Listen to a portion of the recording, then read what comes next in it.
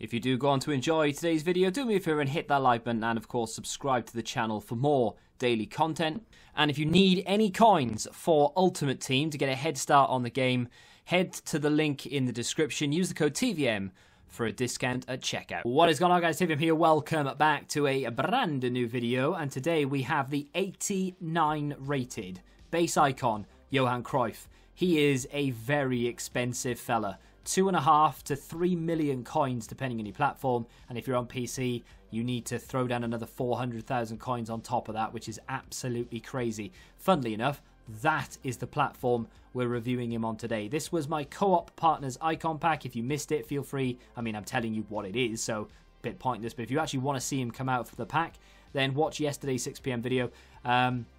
I've got quite a few icon packs over the next couple of days, actually. If you want to share yours with me, feel free to hit me up on Twitter. Link for that is down below. This card is one of the ones I wanted the most. Unfortunately, it wasn't packed on my account. Like I said, it was my co-op partner. However, still very, very happy to be able to bring you the review, and I'm grateful that I've been able to use him. 5-star, 5-star, outrageous. High-low work rates, unreal.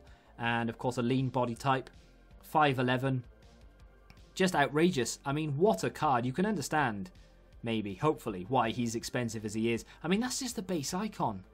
The mid is just over 3 million, and the prime isn't on the market because he's that rare. 94 rated. I'm really hoping for prime icon packs next week. I'm joking, that's not going to happen. But 94 acceleration, 90 sprint speed.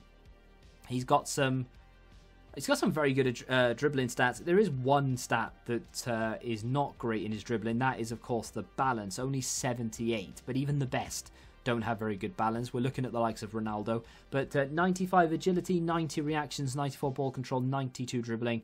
Decent composure on him there at 89 as well. His physicals, to be honest, they are the only thing about the card. I don't care about the balance. The physicals are the only thing really that concern me about him.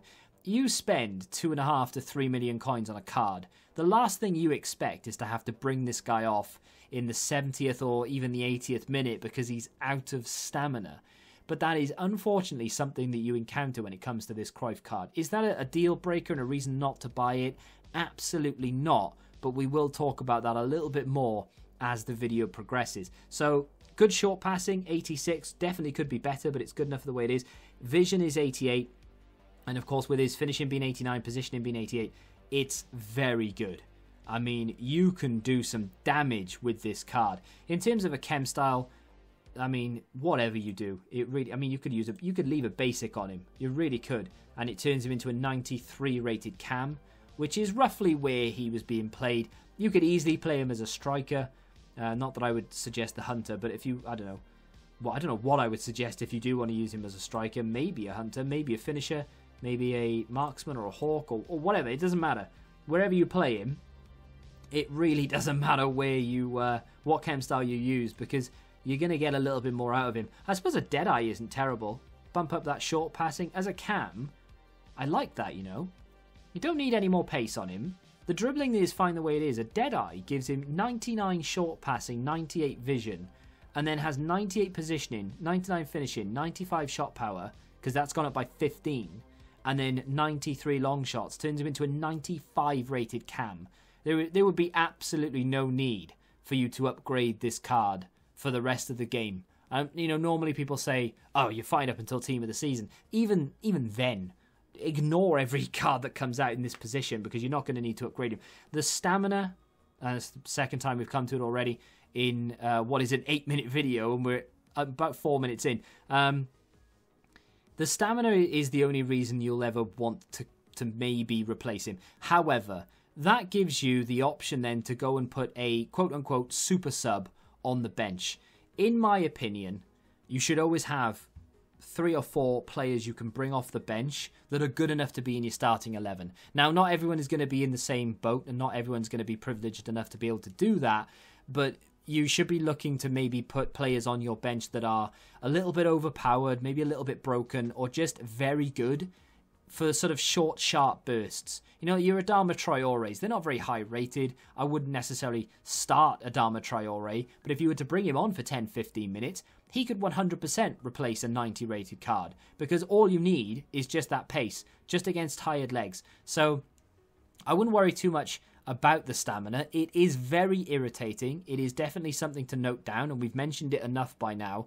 But just, yeah, it's always nice to have some decent super subs. It's not a deal breaker. I wouldn't worry about it. I mean, I play with Team of the Week Messi, and up until recently, I played with the Player Moments Depay. And I used to take both of them off around 60 minutes. Not necessarily because they were dead because of the stamina, but I just take them off anyways for some fresh legs. So if I can take those players off and replace them with players that aren't as good, you can take your Cruyff off. He's fantastic, by the way. I've talked about the negative for as long as I can, because there's only so much sort of bootlicking I can do here. He is absolutely outrageous. The fact that he has 5-star, 5-star, let's talk about that for a second, because that's Dembele-esque, right? One of the reasons why Ousmane Dembele is as overpowered as he is, and why you still see him in people's weekend league teams, even though we are deep into December and we have an unbelievable amount of promo cards in the game, is because of that 5-star, 5-star, and the fact that he's very good on the ball and he's very quick. Cruyff is everything Dembele is and more. He's twice, 3 times, 4 times the player of that Dembele. So if you liked him, you know full well you're going to get on with him, with Cruyff. Not that I'm comparing the two, because they're not really that similar in game, but having 5-star, 5-star, an insane pace, it's enough of a comparison for me to want to make. The high-low work rates, I mean, a lot of people will look at those and go, nice, but it is very underrated, that. High-low work rates in an attacker, very underrated. He makes absolutely no attempt to come back at all. Some people might not like it. Maybe you do like the Roberto Firmino-esque style player, where they come back and they help out a little bit in defence, or at least in the midfield. Cruyff doesn't want to know. He doesn't care. He wants you to win that ball, get it up the pitch so he can do some damage, and damage he doth do. He is so good in front of goal. His passing is very good with a dead eye. And of course that ball control, that dribbling, being able to pass with either foot and having that turn of pace that he does is outrageous. In terms of traits, I'm actually a little bit disappointed, because he's only got outside the foot shot trait and flair trait. You would expect someone of Johan Cruyff's caliber to have a lot more than just 2 traits. He does have chip shot and technical dribbler, but they are AI traits, so they don't count. But it is a little bit of a shame that they don't use the trait system a little bit more in FIFA. If you play like Football Manager, for example, and you have a look at a player's traits, there's like, I don't know, 120 things you can sort of check if you're creating a player or if you're looking at a player. There's 120 plus options, and yet these FIFA players have got like 1 or 2. Maybe that's something that next gen will look at, because they've got more memory and more capabilities on those type of things. So I don't know, maybe we'll have a look at that next year. We'll revisit that. This card, though, I can more than understand why he's worth the coins that he's worth. I mean, he's just absolutely outrageous. I am jealous, to say the least. If you have enjoyed 8 minutes of me saying the stamina doesn't matter, the card is outrageous, do me a favour and hit the like button. And if you want to subscribe for more of this top quality bootlicking content, that would be amazing. Until the next time, thank you very much for watching. Goodbye. Join the Betting Rebellion and find out what your football knowledge is really worth.